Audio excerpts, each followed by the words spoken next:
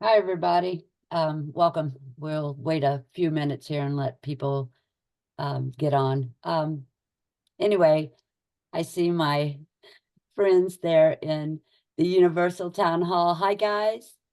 Um, and Judy from Washington trip. Hi, Judy. Um, anyway, let me just kind of introduce myself and what's going on and how I got involved in this. My name's Susan Strole-Kos. I'm a landowner here in Vigo County. I live right next to Vermilion County. Um, yeah, this for us, for me and my family, started in 2022. I didn't know it at the time.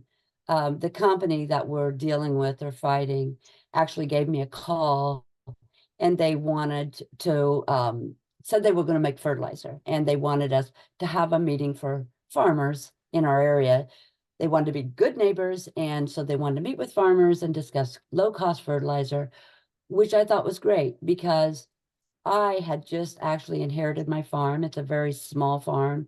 It's been in our family for around 200 years. And so my mom had just passed away, and I'd always promised my dad, I would keep it in our family. I wouldn't sell it. And actually, it's so small that my husband actually works a job, so that we can keep our farm. So anyway, that's kind of my backstory. But in 2022, I get a call from the company wanting to have a meeting for farmers about low cost fertilizer. So anyway, I said, sure, because at that time the pandemic was going on. Fertilizer costs were like 3 times the amount. So it was, I thought, wow, this is going to be great. So I went to the company, and luckily that day, my cousin had stopped by, so she rode with me. So we go in the building, we walk up the stairs, we walk into a big conference room. There were no other farmers there, and there were 3 men. And I asked them, oh my gosh, I thought I had the wrong date. I thought I had the wrong time. And they were like, no, no, we decided to meet with you guys individually. And I said, what is this about? I looked up, there was a map on the wall with a big red line going through it. And basically, I seen the word Pine Ridge, so I knew it was out here where I lived. Well, in all this, I was nervous and upset because I felt like I had been tricked. All they wanted me to do was sign a piece of paper. They wanted to give me a few $100s. And that just, so I left. I left angry. I spent a few weeks after that trying to figure out what this was, what was going on, and I couldn't find little to nothing on them. In 2023, I got a letter from the EPA, and I thought, what is this? And then I figured it out. I thought, oh, this is a different company name, but it's actually the same company. And so when I started looking back, this company, the reason I didn't recognize the name in 2022 was because they'd already changed their name again. So there are many LLCs associated with this company. They wouldn't tell us what they were doing. They wouldn't give me a copy of what I seen on the screen. They were basically hiding everything from us. So that's how me and my family got involved. And now all of our community's involved in it. We are fighting as hard as we can, and we're not going to stop. So we started doing research, figuring out what CO2 was, how are they injecting it? I mean, we knew nothing, but we've become very educated on this. And during these past 2 years, we've hooked up with people in Iowa and North Dakota, South Dakota, Nebraska. Members of our group ran across Bold Alliance. We reached out to them, and they have graciously helped us with many, many things. Not only how can we organize, how can we do many things. And since then, of course, now it's bombarded in the state of Indiana. Multiple counties are getting hit by these companies. And so we thought it was time that we all joined together all across Indiana and join forces and try to stop this, because this is nothing but craziness. People are trying to take our land and turn us into a dumping ground. So we are literally trying to form an Indiana action team. We're wanting to put the power back into our hands. And for me, it doesn't matter whether you own 1/10 of an acre, 100 acres, or you just live here in the Hoosier State. we're all going to be equally impacted by these carbon sequestration projects. So we all need to get involved. But like I said, we were lucky enough to run across Bold Alliance, and they have been very helpful to our group. They've been helpful to others in Indiana, and we have learned a lot of information. So right now, I'm going to kind of turn it over to them. I want to welcome Emma Schmit, who is a director at Bold Alliance, and we have Paul Blackburn, who is attorney and a pipeline expert. So these resources, you can get a lot of information. They are experts to me. So I thank you guys. I appreciate everybody coming on. And yeah, let's see what we can learn from these guys. Take it away, Emma.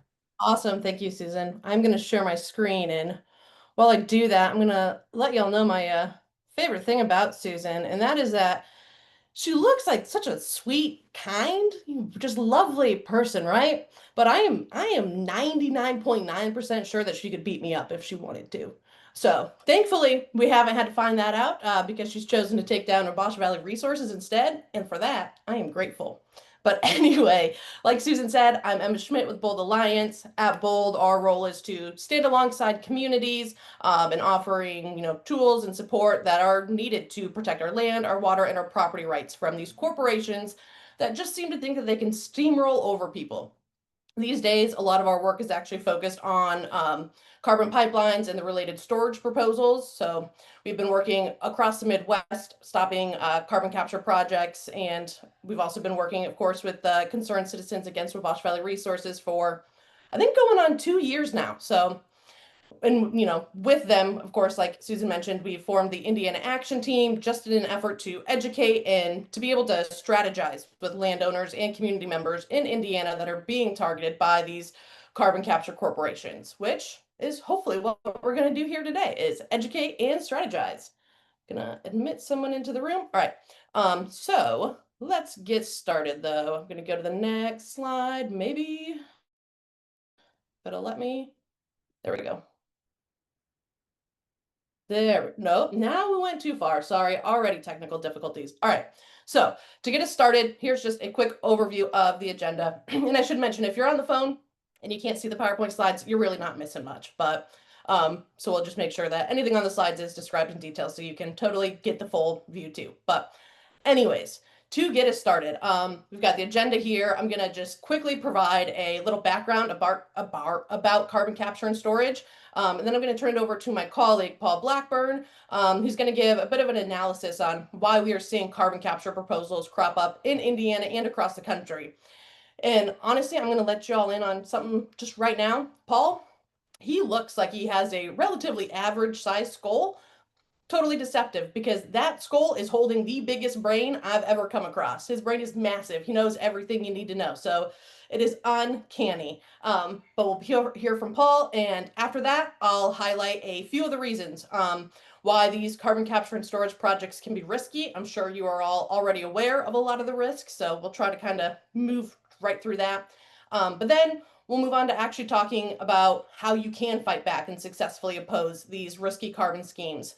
And then we'll also just speed through a bunch of different ways that folks can take action. So you're able to leave here today with some kind of tangible ideas of what you can do to resist these projects. And with that, we'll wrap her up at the very end by answering any questions that you might have. So feel free to use the chat if you're on the Zoom throughout and post your questions whenever they come to mind so you don't forget them. Otherwise, write them down and we'll be able to answer them all at the end. All right, cool. That's the agenda. So let's actually dive in here. We'll go to the next slide, maybe. Okay, here we go. So basic question, right? What is carbon capture and storage? You might also hear it called CCS for short. Essentially, it is a technology that's been attempted for decades now. At the root of things, it involves just three basic steps. First, they capture carbon dioxide that's being emitted from a polluting industry, ethanol, coal, steel, cement, you name it, basically any industry. Some obviously are easier and cheaper to capture from than others, but a lot of them are exploring this as a possibility, right? Then, so they've captured the carbon from a polluting industry. Then they've got to put that carbon somewhere, right? So they transport it. Carbon can be transported by truck, rail, ship, but those methods are generally more expensive in the long term. So transport by pipeline is often the preferred method. And then from there, the carbon is injected underground. In most existing cases, the carbon is actually injected underground for what's known as enhanced oil recovery, where the carbon helps to extract more oil from nearly depleted oil fields. More recently, though, we have seen proposals to inject the carbon for permanent geologic storage, which is where the carbon is essentially just dumped underground to supposedly keep it out of the atmosphere, and hopefully it stays there forever. But when it comes to Indiana, let's see if we can get to the next slide. My computer is slower than anything I've ever seen. I don't know why. Go. There we go. When it comes to Indiana, there's actually a number of projects that are being proposed. There are 5 underground injection well applications right now before the EPA, which those are the required permits for injecting and storing carbon underground. There are additional projects that are rumored or being discussed. And of course, there's the Wabash Valley Resources Project in Vigo and Vermilion, which has already gone through the EPA process. But just want to give everybody just a little sneak peek of the fact that there are 5 more coming at minimum. And if we go to the next slide. All right, you can see from these maps, right, that this is just the beginning of what is being proposed by the industry. There is a proposed just massive build out of this technology from, we're going from like 5,000 miles that currently exist of carbon pipeline to potentially, 96,000 miles of carbon pipeline in the next 25 years. And all of that goes back to, obviously the storage space, which is, I know, kind of the main concern for Indiana. But I do have just one more slide that I want to show y'all before I turn it over to Paul, because it's kind of interesting, I thought. If I can get us there. Why is it not showing my images? We might be in a pickle, folks. Nope. I guess I'm not going to show you one more slide before I turn it over to Paul, but basically this is a map, supposed to be a map that just shows you that obviously Indiana has kind of all of the essentials that you need for CCS, right? There's just a lot going on. There's the industry, there's storage potential, and there's also the fact that the state has kind of created these laws that cater to the industry. So it's not really any surprise that Indiana is of great interest to all of these CCS companies.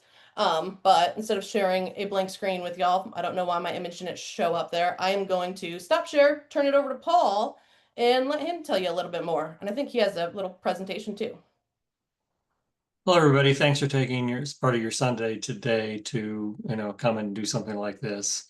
I'm sure lots of people would rather be doing all kinds of things outside today, but this is what life brings us. So sometimes we pick the fight, sometimes the fights pick us. So let me just start a presentation up here, and it'll be a little bit like Emma did, but just more detail. So let's see. And whoops, I have to end this and share my screen here first.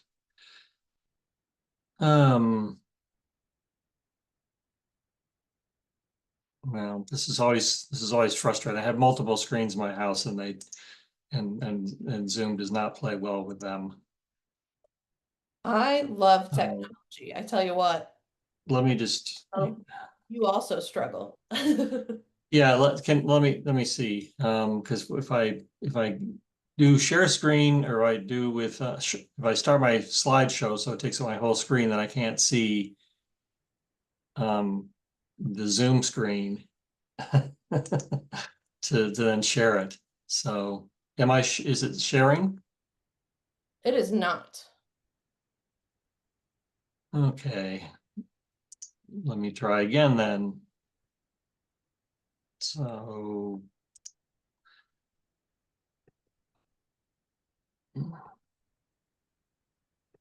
yeah, I'm sorry about this, folks. It's very frustrating.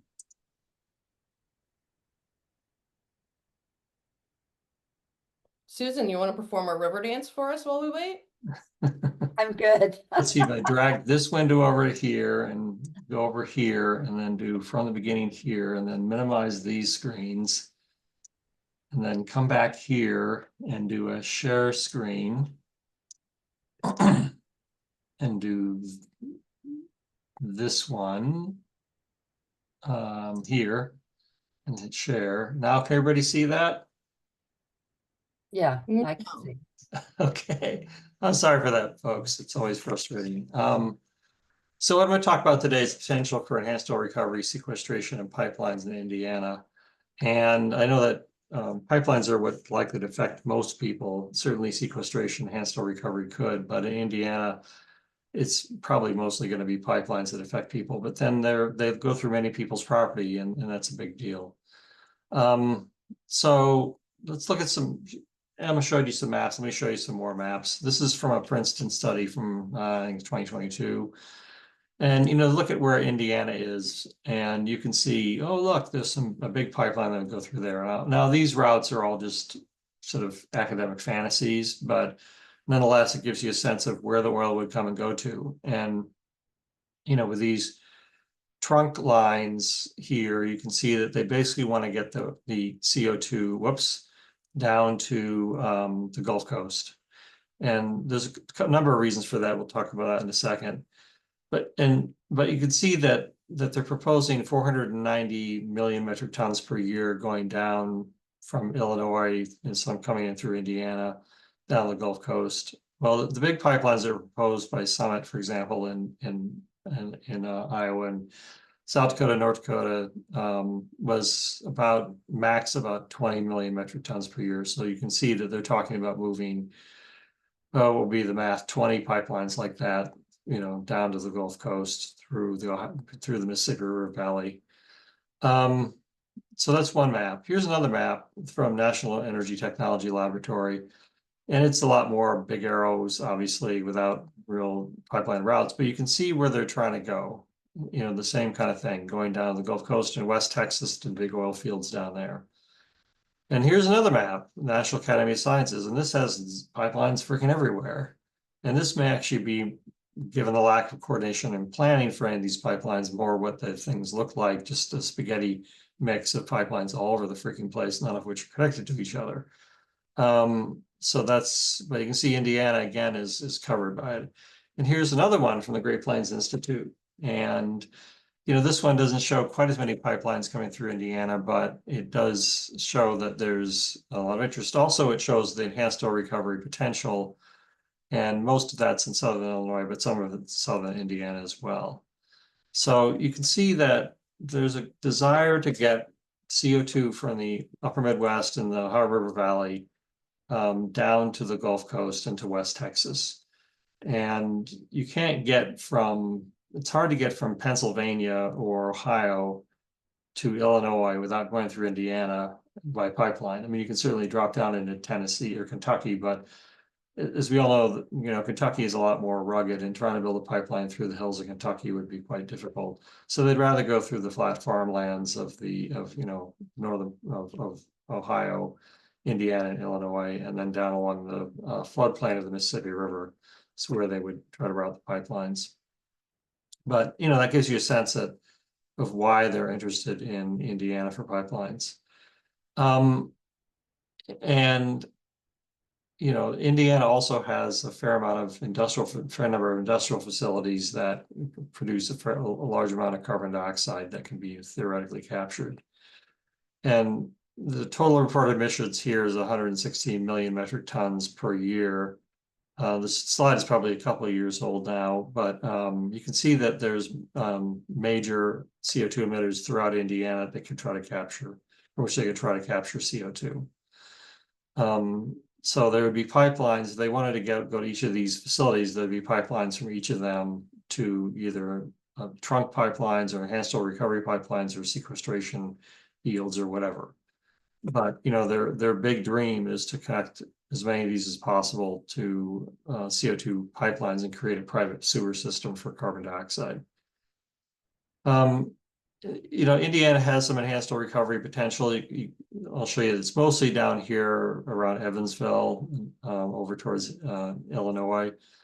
I'm not sure about the old oil fields up in northeast of Indiana, but that certainly is possible too. So it's not that there's a huge amount of enhanced oil recovery potential in Illinois, but they really want to get it to other places that has more enhanced oil recovery opportunity. Here's just a map of some of the abandoned wells northeast of Indianapolis. And if you look at this overview map, again, of enhanced oil recovery, you can see where the big areas are and which fields tend to have the most. So if you look at the East Coast and West Texas, you're looking at technical recoverable oil. If, this is a 2010 map, I've seen map estimates of more oil than this. It's fairly large. If you look at what's in Illinois and this is Illinois, Michigan, but it's Indiana. I think they or did this chart, did it wrong. But anyway, it's not a huge amount of oil, but wherever they can make money, they'll try to get it. And then in terms of geology suitable for sequestration, this is the Illinois Basin, area that in theory could have suitable sequestration sites underneath it. And it includes a fair amount of Indiana. So, again, they could use this for sequestration, meaning storage of CO2. And people tend to think that using CO2 for enhanced oil recovery or for sequestration is competitive with each other, because one is using it to get oil out of the ground and the other one is using CO2, they're just putting CO2 in the ground for storage. But the way the system will work is that the oil industry would only need certain amounts of CO2. And in the meantime, all these industrial facilities, they'd be capturing carbon dioxide at industrial facilities that tend to operate 24/7. And so what the oil industry would like is to have a big pipeline network that moves carbon dioxide all over the country, off which they can suck CO2 when and how much they need. The rest of the CO2 has to go somewhere, and somebody has to pay for it. Otherwise, the sequestration or the capture facilities wouldn't be economic. So what they would do is use any CO2 the oil industry doesn't want would go underground. And that doesn't mean it would stay there permanently, because the federal tax credits for carbon dioxide storage require secure storage, meaning it won't leak. They don't require permanent storage. So that it is possible to pump CO2 underground and then leave it there and then pull some of it back out for later use for enhanced oil recovery. So these could be the sequestration sites can be holding grounds for CO2. And why is there such a rush to build these CO2 pipelines? Well, the 45Q tax credit, this is all federally driven, right? This whole program, all these pipelines, none of this stuff would exist without federal tax credits. And this is not, I even have a hard time calling it a subsidy, because essentially it has to pay for everything for these projects. So this isn't like there's an economic market for the CO2 particularly, that the federal government's just sort of juicing a little bit. It's not what's happening. These projects are like 100% dependent on federal dollars. So the 45Q tax credit that supports all this disappeared. This entire industry would just disappear instantly. This is not like, oh, we can pay you for a while, then you'll get better at it, and then it'll become economic. That's not what's happening. This is just flat out, federal subsidy in perpetuity to make this industry work. So when the 45Q tax credit started in 2008, it was only for enhanced oil recovery, it was only $10 per metric ton, and for sequestration, it was, I believe, $35 per metric ton. And that was something, but it really didn't get the industry going. And by the way, enhanced oil recovery using carbon dioxide has been around since the 1970s. It was developed in response to the oil embargoes, and it's been very well known. It's getting better as they always get better at things, but the technology's been there for that long, and it has never been a substantial contributor to U.S. oil supply because it's too expensive. And therein lies the rub. So in 2008, they passed the first subsidy for enhanced oil recovery, $10 per metric ton. In 2018, they moved that up to $35 per metric ton.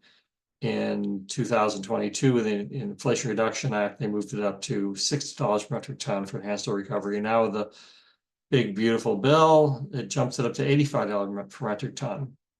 I mean, it was a 70% increase in 2022 and another 42% increase in this summer, a month ago. So basically, they're throwing money at this industry, just throwing money at the industry. And, the big lobbyists to increase this tax credit were, the big oil companies. But again, some people might think it's great to support the oil industry, but you're basically paying for this oil out of your tax dollars as well as at the pump. This is just flat out massive federal subsidy of the oil industry. Unprecedented amounts of money. One of the estimates, I don't have it in here, from an independent group, if they actually build all the capture facilities they're proposing to build, this subsidy would cost $830 billion, or nearly $1 trillion between now and 2042. It's an unprecedented level of subsidy to any industry in U.S. history. So that's why they're trying to rush this through now. The tax credit increase that was just done increased the 45Q tax credit to $85 per metric ton for enhanced oil recovery. And that's the same as they call parity with the sequestration tax credits. But this doesn't mean that they're now at equal interest for using sequestration versus enhanced oil recovery, because the oil industry just has to pay them $1 more per metric ton, and they'll outbid the sequestration folks for getting access to the CO2. So this actually creates a pretty strong incentive to use the carbon dioxide for enhanced oil recovery. And again, it increases the taxpayer subsidy for this industry just massively. And another thing that's not right about this is that the cost of capturing carbon can vary from as little as $20 to $25 per metric ton at some kinds of facilities, and ethanol plants are $25 to $30 per metric ton, and, up to well over $150 per metric ton at some other kinds of facilities. Well, if you're an ethanol plant and you can get $85 per metric ton plus whatever an oil company will pay for the CO2, and it only costs you $30 per metric ton, that's one hell of a sweet deal. You could see 200% tax or profit margins. It's a highly variable cost industry, so having a fixed tax credit for a highly variable cost industry is horrible public policy. It's incredibly wasteful, and it provides massive windfall profits for a relatively small subset of industries, at taxpayer expense. And I won't get into all these, but also the IRS is being gutted right now in terms of its enforcement ability. The EPA is being gutted in terms of its ability to track CO2 capture, storage, and use. And so that means that there's going to be no federal agencies that are watching where the CO2 comes from, where it goes to, and what's to stop any of this CO2 industry from just simply lying about how much CO2 they're capturing, claiming tax credits. I mean, there's nobody enforcing. There's no enforcement capacity to speak of left in the federal government now. So, when people like to talk about, limiting government, but the thing is that you limit government on the enforcement side and you don't limit government on the subsidy side for industries, that leads to disaster. It's sometimes there's too much regulation, sometimes there's too little regulation. And this is one place where the industry gets its regulation. They get the tax credit. They get eminent domain to take your property. Well, what do you get? What does the government do for you? And the answer is, if you're not careful, nothing. And then it's just you versus the corporations. And that's the problem we're running into, without any kind of enforcement capacity, but all this federal dollars being thrown out there. It's just a recipe for huge amounts of fraud. It'll ultimately lead to more carbon dioxide pollution, because when you get enhanced oil out of the ground using this, you end up with more net increase in CO2 in the atmosphere. So that's what I have today, and I can answer get into a lot more detail about this stuff. But basically, there's a very large industry that really wants these tax dollars. I mean, the fact that the big beautiful bill cut almost everything, but the only thing it increased in terms of energy subsidies was for enhanced oil recovery. You realize how much political horsepower that took to do that. And basically that was the oil industry coming in and saying to the Trump administration, okay, everything else gets cut, but we get this massive tax subsidy.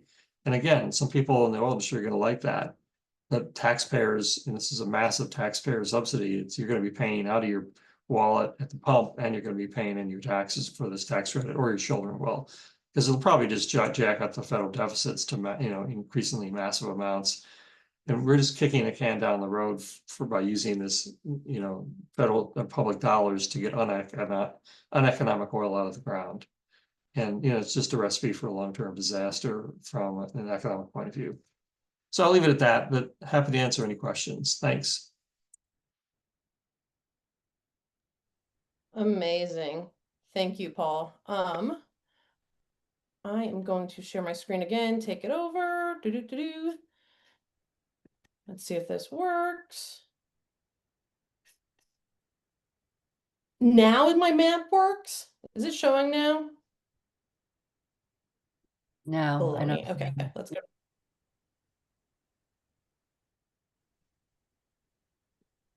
Hold on. It wasn't sharing. No, Let's try that again. Can you see it now? nope. There There it it is. goes. No. Okay, there we go. All right. I don't know. Technology curse today. All right, let's go to the next slide, since this is what I was trying to show you before. All right, so I know it probably, like, just based on what Paul had to say, kind of feels like David versus Goliath when you're comparing yourself to these multi-billion-dollar companies that have all of this power to, change our federal policy and everything else. And when it's you up against these companies that want to take your land, your water, your property rights, all in order to profit from your tax dollars, it's a little overwhelming, and it seems like there's probably not a whole lot you can do. But I just want to make it clear that none of these projects are guaranteed at all. This is an industry that is really good at failure. So when they come along and, start telling you that it's a done deal, all your neighbors are already on board, there's nothing you can do to stop this project, don't believe them. Because the fact of the matter is, they can try and shove these projects through, but the people do not want them, and the people do have power. We've seen it in South Dakota, where the people were so opposed to all of these carbon scams that they actually unseated 14 legislators and replaced them with folks who are willing to pass a ban on eminent domain for carbon pipelines. We've seen it in Illinois, where the public outcry has just led to new laws and multiple canceled and delayed CCS projects. We're seeing it in Indiana too, actually. So back last summer, I think maybe last July, Bold commissioned polling across a number of Midwest states, including both South Dakota and Illinois, but it was actually Indiana that had some of the strongest numbers. So when folks were asked if they support the government using or the government forcing people to store carbon dioxide underground under private property, 63% of folks actually were opposed to it. 18% were not sure. So that means there's 18% of folks that we can still get on our side. But 63%, I mean, that is a really strong number. Obviously, it's a majority. We also asked if folks just in general supported or opposed eminent domain for private use. 85% of people oppose the use of eminent domain. I think that was the largest number of any of the other states we polled in. So, states like South Dakota and Illinois, where we've actually seen laws passed to stop these projects, Indiana has more public support behind actually doing something than those states. And they were able to make changes, which makes me think that Indiana can make changes too. The other question that we polled folks on was just whether or not they supported or opposed the Wabash Valley Resources carbon capture project. In there, 71% were opposed. There's still 15% that were unsure, but only 2% actually strongly supported the project. So that is just, it goes to show that there is a lot of resistance to these projects. And when these companies come along and try to tell you that, oh no, it's a lost cause, this cake is already baked, you have no power, there's nothing you can do, don't believe them, because you do have power, and all of your neighbors, everybody, the majority of folks across the state are on your side and standing there with you. But with that, kind of just want to cover really quickly some of these risks, right? Of these carbon capture projects. Just because, if you do allow this industry in, they're bringing all of these liabilities and risks with them. And I'm sure a lot of you are already well aware of the dangers of carbon dioxide, but just in case you aren't, carbon dioxide is an asphyxiant. It is colorless, it's odorless, and heavier than air. Exposure to CO2 can cause confusion, dizziness, brain injury, respiratory issues. It can even cause death. So a lot of problems with it. It can keep combustion engines from running, which makes it, I would say, rather difficult for first responders to be able to rescue people. So it is a very toxic and it can be a scary substance, especially when we're dealing a lot of times with volunteer fire departments and first responders that, maybe don't have the equipment that they would need in the event of an emergency. And there is, every reason to believe that one of these projects would require an emergency response. So since 2004, there have been at least 105 notable incidents with carbon pipelines. And that figure is actually coming from industry self-reporting. So the odds are decent that there have been additional incidents that simply haven't been disclosed. But it's also not just the pipelines themselves that we have to worry about, right? We also have to worry about the storage areas. So if I can get us to the next slide, there we go. Back in 1982, one of the largest carbon leaks in US history actually occurred in Colorado from a well blowout. It released around 7,000 to 11,000 tons of CO2, and it took them 2 weeks to actually get it under control and to stop the leak. I mean, softball-sized hunks of solid carbon dioxide were being poured down. The CO2 caused cars to stall, and people were forced to evacuate. So it was just a major catastrophe, and it was lucky that nobody died. I don't think this picture is actually from 1982. I think this picture is from in a well blowout that happened in Mississippi back in 2011, but kind of gives you at least an idea of what is possible here. And it's scary because, yeah, this is a substance that could very certainly cause death. And it's lucky that, at least up to now, we really haven't seen that happen. But it is also more than just the safety risks, right? There's also a ton of concern around property rights. And I know Paul could do a much better job of explaining the problems that can come with easements and everything. But just to give yourself a high level overview here, I have a few things that you should probably know. Paul, it's probably just best if you cover your ears and save yourself the pain of listening to me bumble through this. But the first thing you should do if a company comes to you asking that you sign an easement agreement or maybe threatening eminent domain is consult with an attorney. An easement is, at least in this case, what would give a CCS company the right to access and use your land for a carbon pipeline, a monitoring well, what have you. And very often, the standard easement language, it's not going to work for you, right? It's written by the company for the company. So that standard easement language that they're going to come to you with, probably not your best interest to sign it, especially without having a lawyer look it over first. So, I mean, you really need a legal professional who is experienced in this type of matter on your side, just to make sure that you have all the protections possible in place. And if you, of course, aren't willing to sign an easement, it's even more important to have an attorney because there are a number of deadlines that have to be met if you're going to challenge the company's right to take your property via eminent domain. So just be aware of that. There are, all sorts of terms and conditions that are so much more important than just the dollar amount. That's what we see a lot is people see a dollar amount on an easement agreement and they sign thinking, okay, hey, look, I just landed all this free money and I really don't have to do much. But you are oftentimes signing an easement agreement that is going to burden not only you, but the next generations down the line, because these easements oftentimes, I mean, you can sometimes put like a set number of year like term on them, but a lot of times they go in forever. And we've seen, I don't know how many folks that have had issues with an easement that, their great great grandpa signed back in 1940. And now the company's trying to abuse those easement rights. It's awful stuff. So I just want to like reiterate again, it's so important that if you are going to sign some sort of easement, do not do it without having an attorney look it over.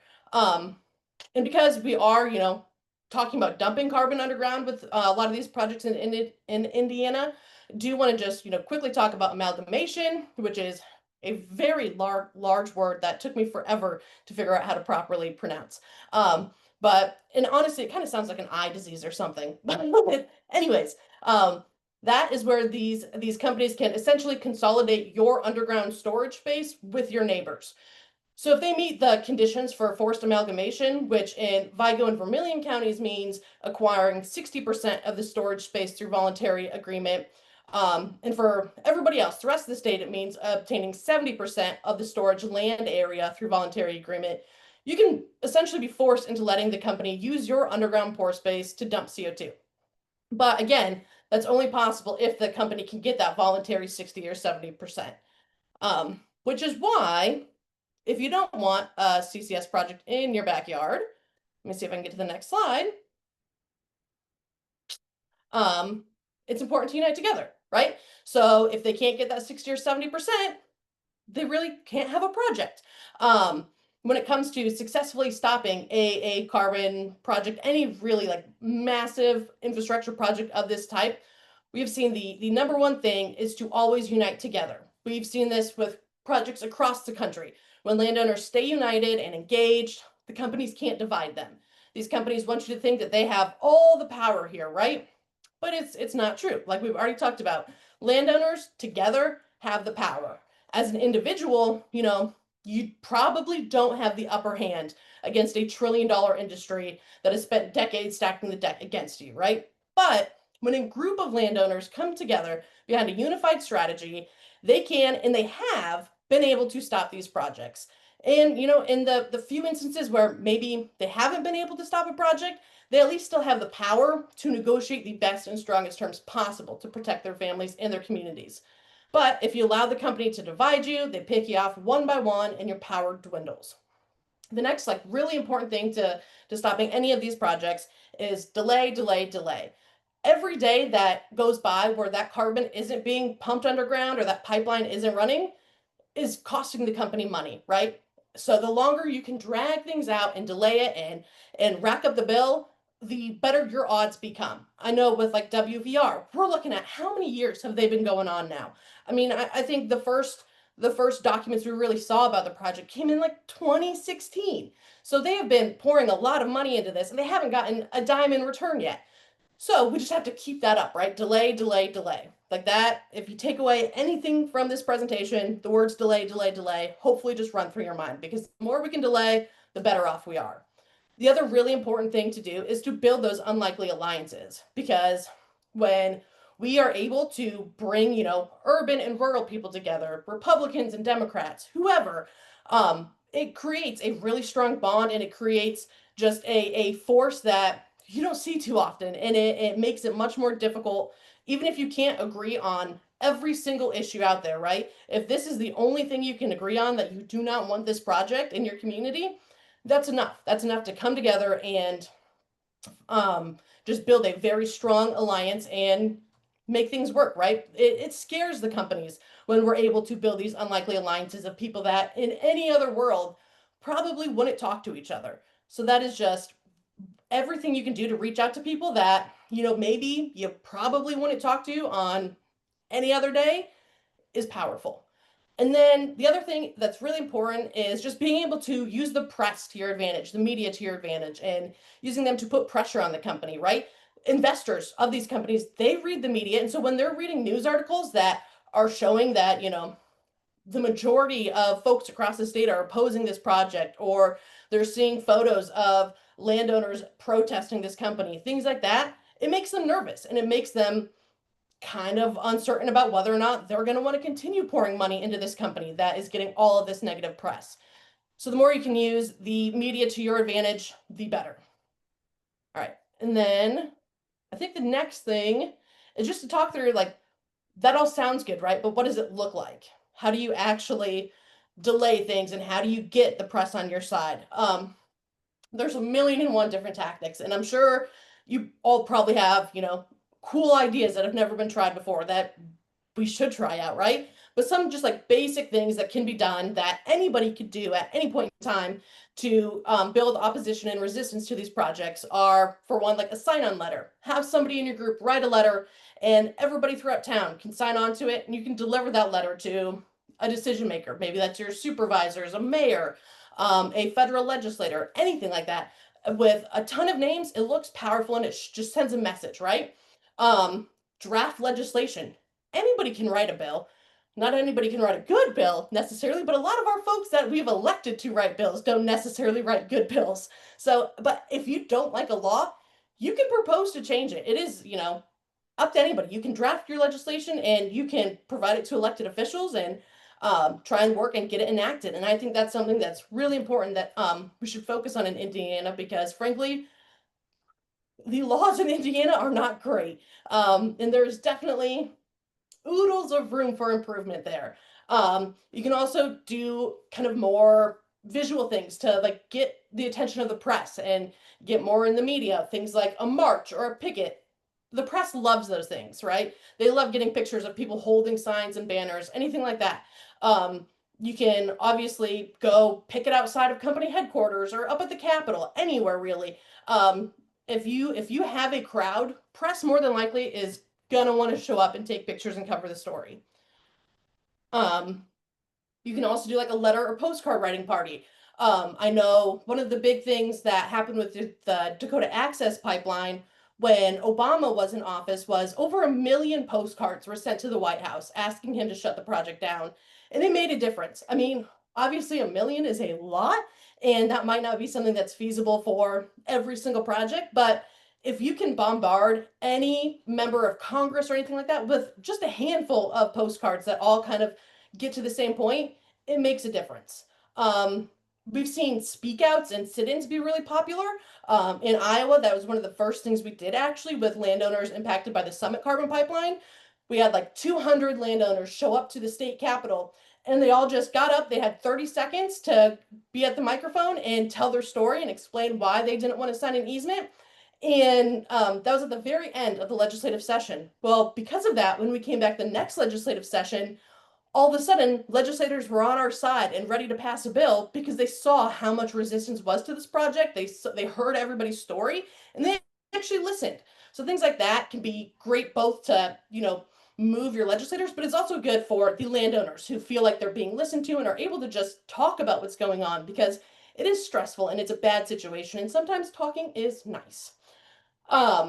Pledges, that's something we've done a lot with both landowners and elected officials. We just write up a little card that says, I agreed to pass this bill that would ban eminent domain. If they're a legislator, and then we hang on to it, we publicize it, and we hold them to that commitment. You can also do it with landowners that, will sign a little card that says, I pledge to not sign an easement agreement with so-and-so company. And again, that you kind of just hold people to those commitments, and it's just a great tool to be able to spread your issue, but also keep people accountable.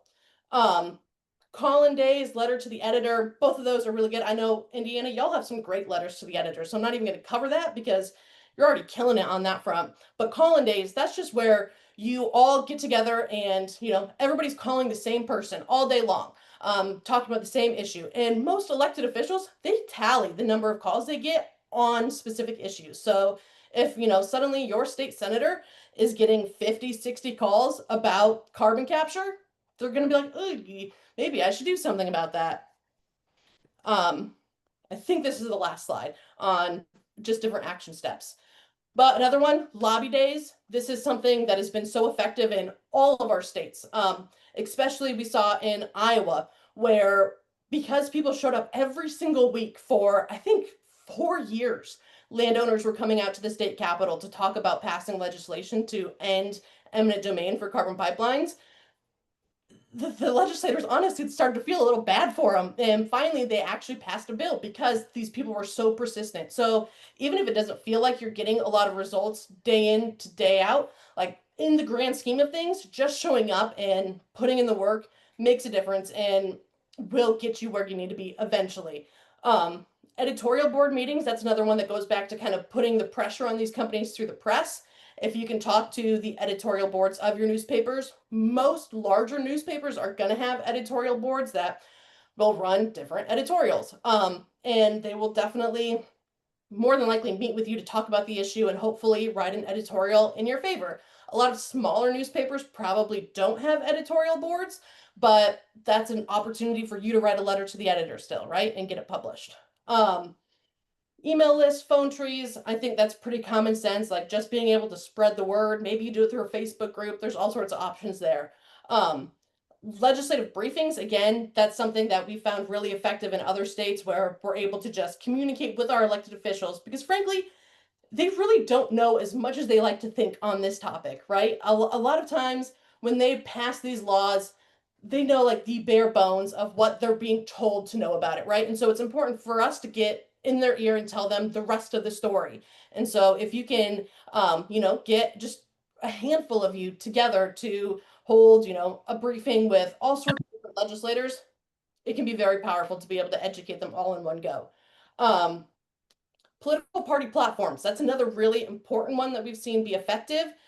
Basically, folks at their local Republican or local Democratic Party, every, I think, 2 years, the parties have to pass their platforms, which is like a list of all of the issues that they care about. And we have seen in states across the country, making sure that we have folks that are a part of those local political parties that are able to push forward platform issues on carbon capture that, say, I oppose carbon capture, that sort of thing. And then we can use that when legislators are waffling on something and be like, no, no, no, no. We elected you as a Republican to follow this Republican Party platform. And this party platform right here says you do not support carbon capture. So you need to make sure that any vote you're making does not in turn support carbon capture.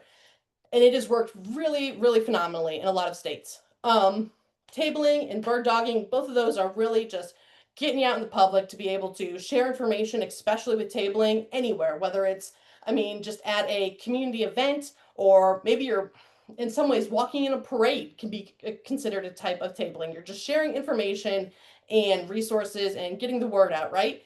And with bird dogging, weird word, I don't know why we call it bird dogging, but that's basically just talking to politicians or elected officials and trying to get them on the record and on your side. A lot of times it's really helpful to record those conversations so we can hold them accountable. But all of these things, which I know is a very long list, and yet this is the condensed version, are things that you could do right now, tomorrow, even to help kind of move the needle and get more people on your side and get more resistance and hopefully change the state laws and stop these projects.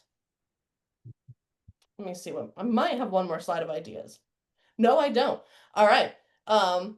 We'll come back to this, but just a reminder that we are going to start holding monthly meetings to be able to just get everybody together, share ideas, get updates from the various counties that are fighting carbon capture in Indiana. Our next meeting is going to be on Sunday, September 14th at 4 p.m. Eastern. And I do have the link there, but we will be sure to send out an email. And if you don't have to write this down, because we will make sure you get it somehow. And hopefully we'll see you there. I'll mention that again after a while, but otherwise, any questions, comments, concerns? I got one. Go ahead, Bill. Why is Vigo in Vermilion County still exempt? I bet no one else is exempt. They got us exempt. Great question. Because the law is corrupt, I guess I would say, right? I put in the chat, we've, how your paths cross, right? And we were questioning laws and not understanding them. But there's a good website. It's called vermilionreports.org. And this gentleman named Larry Gavin and his wife, I tell you, you ought to go to that website because it gives in-depth discussion about Wabash Valley resources. It gives in-depth discussion about the Indiana laws. It also, there was an in-depth discussion with this Charles Harvey, who talked about the geology. I would point a lot of people there, specifically for Wabash Valley Resources pilot project. It's a good resource. But Bill, I agree, this is wrong. It is unconstitutional in my view that they've singled us out. But I think we can still fight this, right? Don't sign anything. That 60% I think they didn't want anybody to know about that part of it. And that's why it's important to let our neighbors know.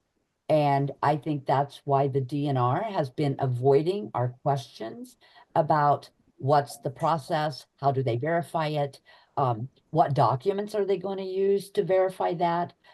Because they had told us in the DNR hearings and the NRC hearings that they held for the rulemaking for carbon sequestration, that that was already in place. The process is done. I mean, they had it all.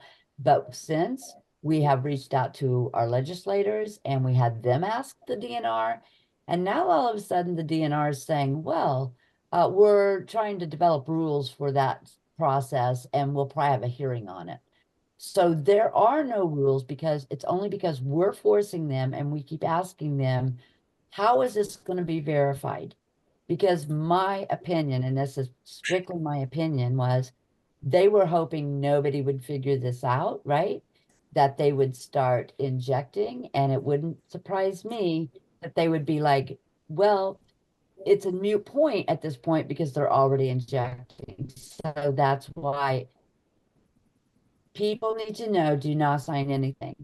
And I think in our communities right now, in Bygone Vermilion, I think people have drawn the line in the sand and we're like, no. So that's just my, my 2 cents worth. Mike, did you have a question? What I want to know is how they're going to protect our aquifer when they're drilling right through it and right down into a saline solution, which if the salt water gets in, or if the comes up the well, or if the carbon comes up the well, it dissolves heavy metals and it goes into our aquifer. And if it does that, how are they going to supply Illinois and Indiana with water? Because we have no drinking water. All our drinking water comes from that aquifer. So that's too high a risk to take for carbon capture. I'll take that one. I'll agree with you, Mike. We've actually been working with some lawmakers, and I suggest y'all reach out to your lawmakers.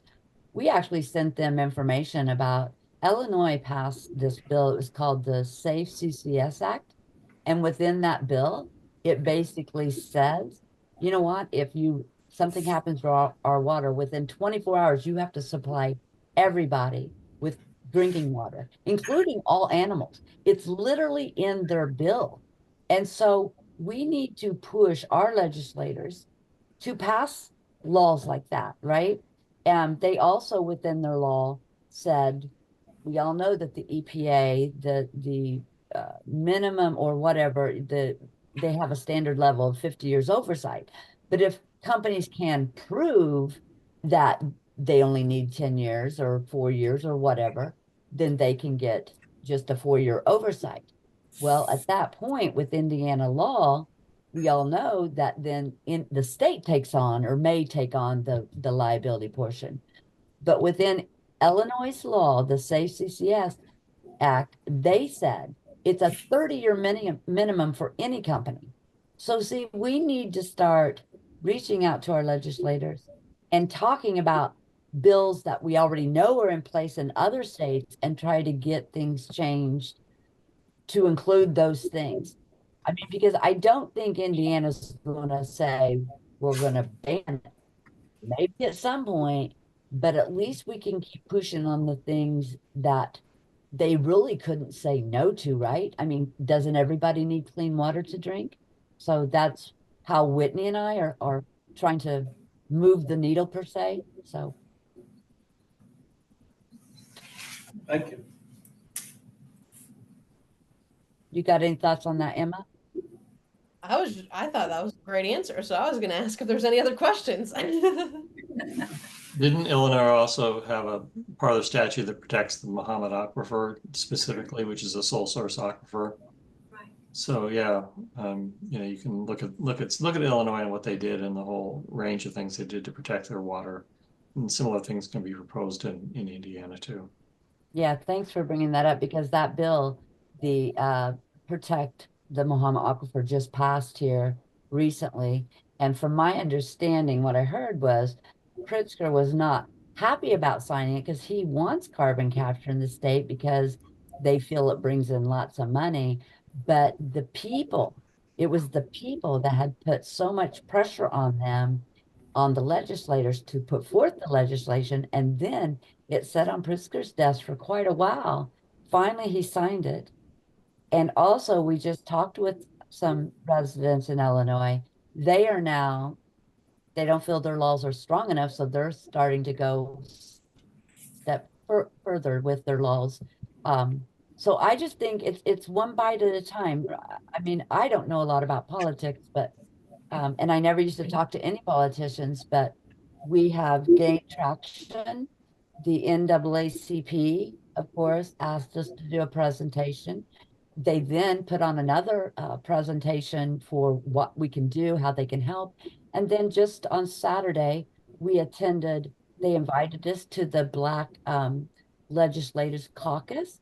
And so we went there. So I tell you, we're gaining traction, even though we feel like it's out of our wheelhouse. We just got to keep doing those things. I know it's exhausting and it's all the things above, right? But we have to keep doing it, and that's what's going to stop the stuff. It will stop the craziness. I'm going to add a comment about the Black Legislative Caucus, because one of the number one things that people say or people ask is, well, what about when someone tells you that it's a done deal or that the laws have already been passed?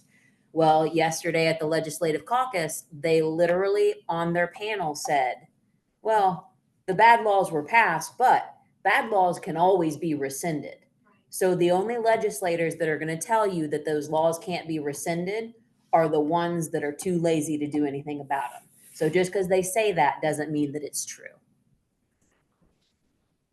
And we did talk to a guy on the energy committee thing that's where a lot of the bills go to. And in Indiana, they've been dying there, right? Because one of the people in charge, he's a big supporter of CCS. I'm sure the people at the Universal Town Hall know who I'm talking about with this. But anyway, literally the guy, we talked to him, we gave him information, he gave us his card. And in the newspaper today, there was a big article about the caucus and everything. And he basically was saying he does not want Indiana to become a dumping ground. And I think that was a very bold statement because I'm telling you, with as many counties as we've seen things coming on, it is going to become a dumping ground if we do not do something. And there was a huge article in the newspaper that talked about Indiana becoming a carbon hub. And they were talking about Illinois. And the reason they gave for Indiana being a CO2 dumping ground, basically, was because of the laws that's been passed in Illinois. And it appears that Indiana is very welcoming to these companies that are wanting to pump this stuff under our ground.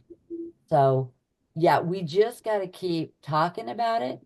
And like I said, when it comes time, if they try to take our ground, I mean, of course, there's been threatening letters sent out. We all know that. But until they try to do something, but we just need to be ready to act if they do something or try to do something. And we need to have our ducks in a row. So yeah, we just need to keep moving forward, guys. I'm just going to add one more thing. If anybody's on here from Ed Soliday's district, y'all need to vote him out because he is not for you and he will sell you down the river to any company that's willing to talk to him, because he tells people that come to talk about CCS that CCS is not dangerous, CO2 is not dangerous, and that his chemistry degree from IU told him so. Well, I think he needs to get his money back because we all know that CO2 is deadly. Yeah. And one more thing, there are starting to be counties now that are worried because just the other day we ran across an article in Marshall County, Indiana, who doesn't have a project coming to them, but they are wanting to pass a ban on CCS in their county because they're worried that it's going to come to them. So even if it's not affecting every county in Indiana, every county's really starting to worry about it. So see, that in itself is a positive thing too, right? Yeah, if you think about what happened in South Dakota with their passing in a ban on eminent domain use for carbon dioxide pipelines, a lot of the initial organizing in South Dakota was at a county level. And, this was not, necessarily bold or nonprofit organizations organizing. This was a lot of citizens that just simply worked at a county level with their county legislators, county supervisors and commissioners to pass ordinances. And by doing that at a county level, they built relationships, and some counties did it, some counties didn't, but they built relationships. And then the movement within South Dakota started cross-pollinating between all the different counties. And, as Emma said, they voted out in the Republican primary, they voted out a lot of the reps there, reps and senators who were up for election that year. I think it was, he said 14 or 12 out of 14 or something like that. They also threw out the Republican Party sheriff of the entire state of South Dakota. They rescinded a bad bill that was passed through a ballot initiative. But again, this was all citizen initiative and just saying, we're sick and tired of being rolled over and we're just going to stop it. And they've been able to do so. So, in Iowa, they haven't gotten quite that far yet, but the momentum is definitely building in Iowa. And, one of the interesting things about this fight is that it has a lot of injustice for everybody in it. A lot of unfairness, a lot of favoritism, and a lot of money involved, and a lot of, frankly, corruption and theft in a kind of legalized way, which is the worst kind, I think. But nonetheless, Americans all over the country are standing up and saying, no, you guys have been doing this kind of crap for too long now. We're just going to stop it. So, and that I think is really appealing to people all over the country, because we all feel that way, that we need to take things back and be in control. So, I think, Susan and Emma are exactly right when they always say, this is like a train on the tracks and you can't stop that train. It's like, well, look at South Dakota, that train is on the side of the tracks in a smoking heap. In Iowa, it's maybe still on the tracks, but it's not going very slow, and it may be tipping over right now. So, and if the more people that join, this effort, the more likely it is that it's just going to run against the outrage of citizens throughout the United States. So. Yeah, and it's funny you talk about the train track, because of the people there at the town hall. We all heard the train track story, didn't we, from Mr. Heaton, who said, well, that train's already left the station. What do you want us to do about it? We can't do anything. And we were like, well, if your family or your land was under threat, you would do everything you could. And then they literally were telling us, well, we can't rescind bills. And we were like, what? I mean, many bills are written and are bad, and then they find out later that, oh, this isn't a good idea, and they rescind them, they change them. But they literally were trying to tell us here in Indiana, we can't rescind bills, we can't do it. And so, yeah, we've heard it all, haven't we, guys? Yeah. But anyway, thank you, Emma, and thank you, Paul, for everything. We appreciate you guys. We appreciate all your help. And so you're wanting to do another meeting again?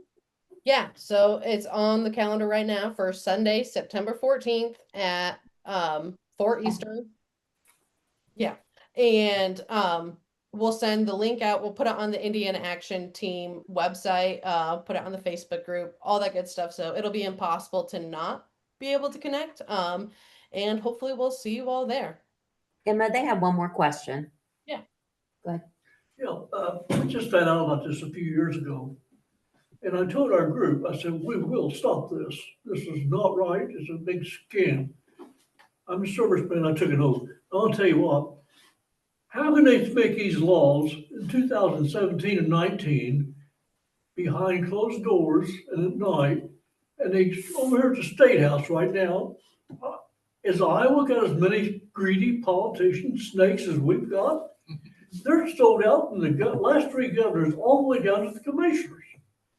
Now, you can't go over there and get a law passed when they can go in there in 2017 and 19 and come up with these laws behind the dark and behind the closed doors. We don't even know about them. Boom, it's a law.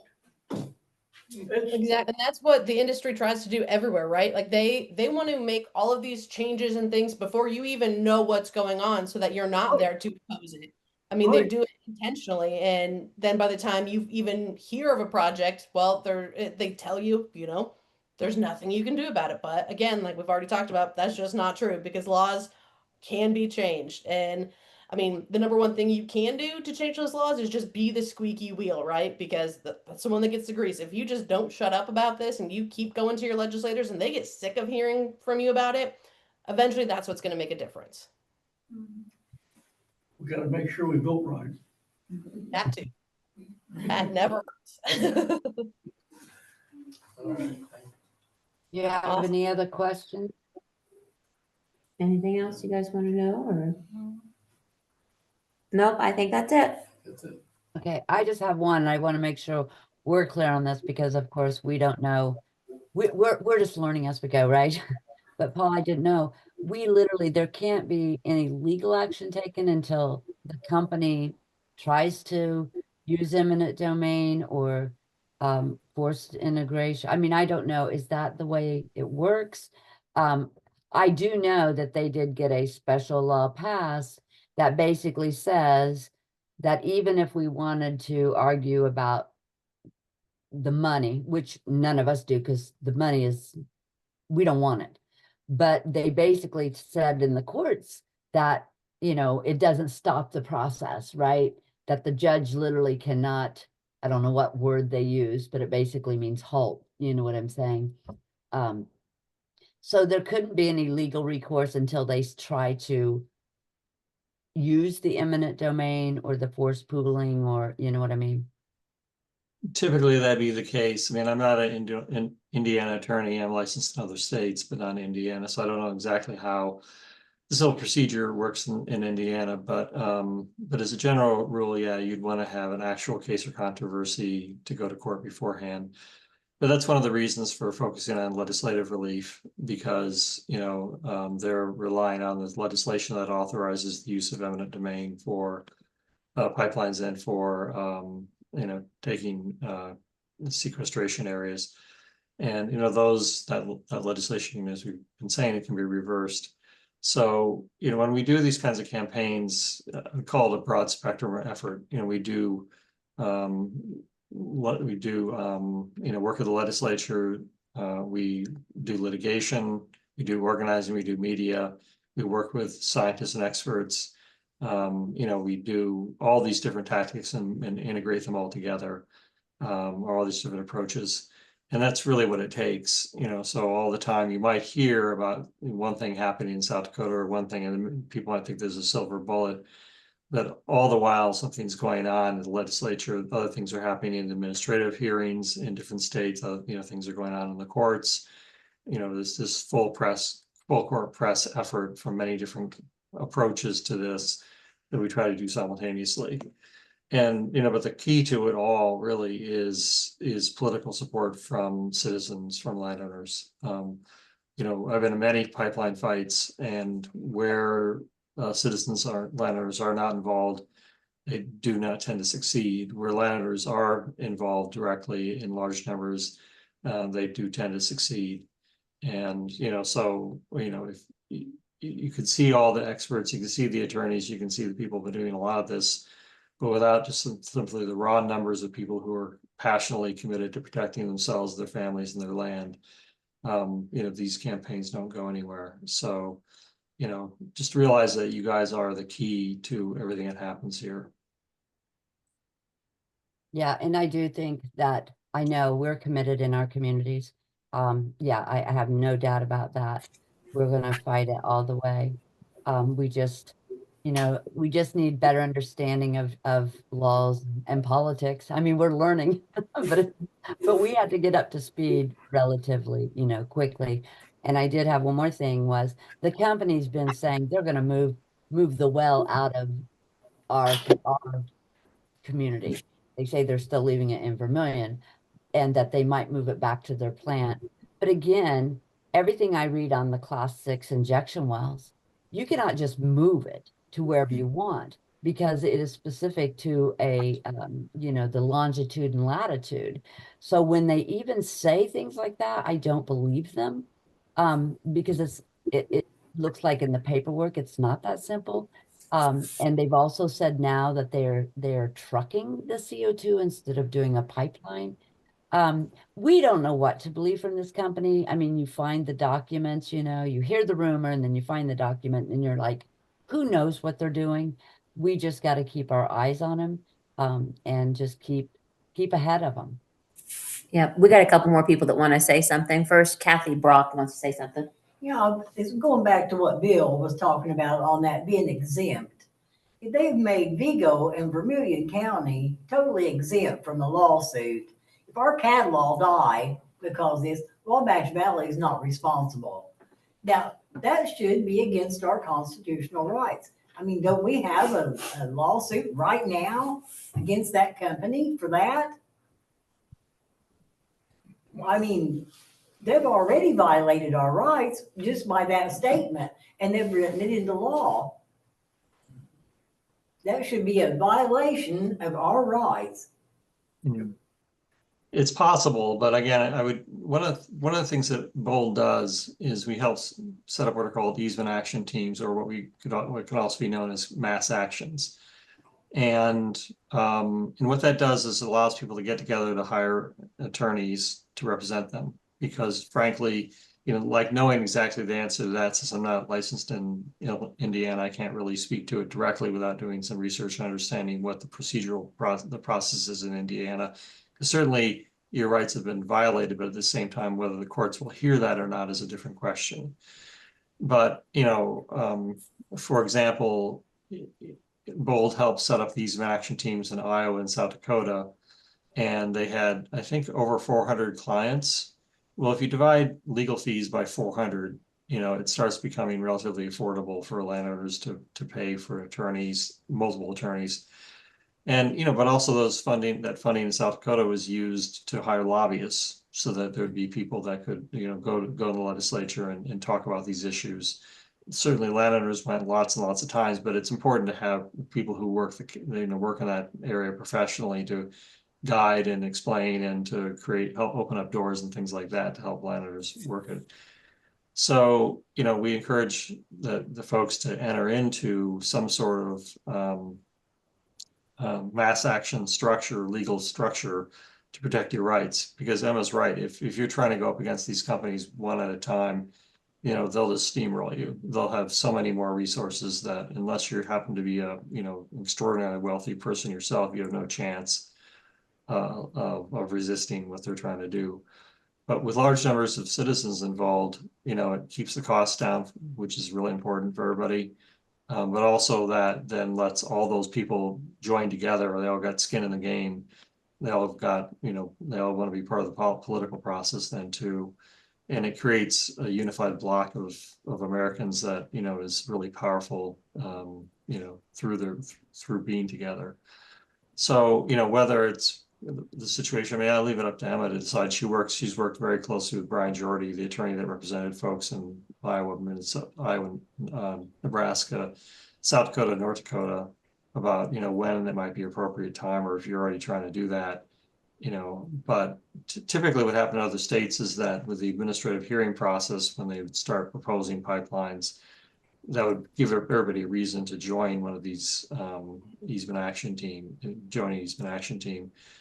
It's a little bit harder until projects get rolling to get people feeling sufficiently threatened to be involved with this. But the more people that know about it as a possibility, when it gets to the point where they really are trying to roll projects against you, then you at least have this model, the structure, and it can be adapted in different states. Illinois has their own way they did it. Bold doesn't try to control anybody and how this rolls out. Illinois wanted to use a different way and different kind of a similar approach, but different kinds of details. It's totally fine, up to them. But we can at least provide guidance for how those kinds of agreements with attorneys would work. How the attorney need to work with lobbyists and organizers and media folks to have a broad spectrum campaign approach. It's just like with any kind of, like something in the military. You've got Air Force, Army, and Navy, and Marines. They all do different things, different tasks. Well, we need different actions, different tasks, but we still need to get the resources to pull everybody together. So, anyway, we can certainly talk about that kind of a tactical and strategic approach in the future. But it really does requires everybody to be, a large number of people to be involved with it for it to work both politically and financially and practically. Thank you. And then Mike Kelly had something he wanted to ask as well. I'm all against this because of the aquifer and protecting the groundwater and stuff. But it seems like are our legislators allowed to make laws that actually violate our properties and things like the eminent domain and assume responsibility for a private company's anything that happens to it, like any accidents, injuries, or processes? Can our state actually just go ahead and assume that? It seems more like a king than it does representatives. You know? Well, I that's mean, what the revolution was about, wasn't it? that's right, yeah. And Yeah, well, unfortunately, the question becomes now what's a taking? Because we all understand that for a road, people with roads through, or for regular utility lines or something, that there's a need to be able to for the greater public good, for there to have some ability to take property. But it should only be, what most state constitutions say, is for the public use. And that's been watered down by a lot of courts, including the U.S. Supreme Court. I think you may be familiar with the Kelo decision, where they just wanted to take a bunch of private homes and give it to a private developer to build a bunch of condominiums instead. And the U.S. Supreme Court agreed that they could, but there was strong dissent in that decision. And a variety of states have rejected that, a broad approach. It's called the public benefit approach, where if there's an alleged public benefit, then, we, can do anything we want with your property. Like Iowa and Michigan, I don't know exactly where Indiana stands on this, but a variety of states around the country have said, no, there has to be some greater public use, not just some kind of alleged benefit. And unfortunately, it sounds like in Illinois, I'm not sure what's happened with the Constitution. Some states have done constitutional amendments. Some states have passed legislation to provide guidance on this. Not sure what's going on in Indiana, but it's always possible to pass laws, which happen in Iowa and many other states, saying that no, there has to be a more traditional public use, like a railroad, a road, or common carriers for different kinds of, like for airports, like getting something for a park or for whatever, any kind of public facility. And we could look at what's going on in Indiana and propose either legislative or constitutional amendments to make it more restrictive for what they can use eminent domain for. Yeah. So I don't know if that's helpful or not, but. Yeah. Paul, I'll add something onto that, and I may not be 100% right because I don't have it in front of me, but I think the justification for the law that Indiana passed making CO2 in the public good was very much tied to the federal mandate that CO2 was a pollutant and needed to be eliminated. So I don't know if that might be a beneficial piece of information to try and fight back against that or not.